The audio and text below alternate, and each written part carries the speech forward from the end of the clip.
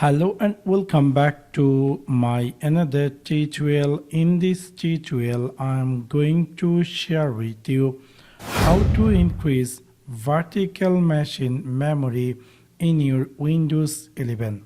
So let's take a look how to do that.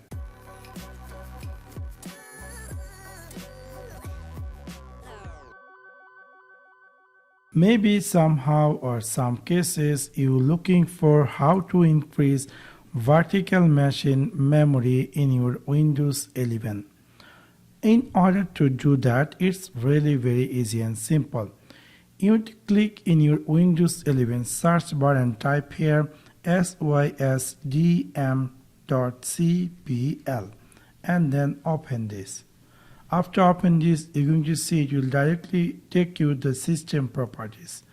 Click over this advanced and then in this performance section click here setting and then again click here advanced and then you're going to see it's going to be looks like this. And now this is the vertical memory currently I have.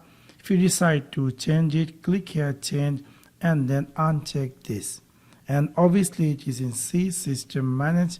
And we're going to click here custom size, and initial size obviously you need to type this recommended size. So I'm going to type here 1881 MB, which is MB, and the maximum size is obviously you need to find out how much RAM available in your PC or laptop. For this you can go in your Windows 11 this PC, right click over on it, click here properties, and you're going to see the install RAM. I had total 8 GB RAM. So obviously you need to convert this GB to memory. So for that let me try to open the calculator and then let me click 8 multiplied by 1024 and hit enter. We're going to see the total 8 GB is 8192 MB. So I'm going to type this figure right here 8192 and click here OK, and then click here OK, click here apply,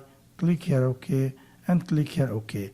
Now this is give you option to restart your PC. So within this simple way you can easily increase vertical memory in your Windows 11.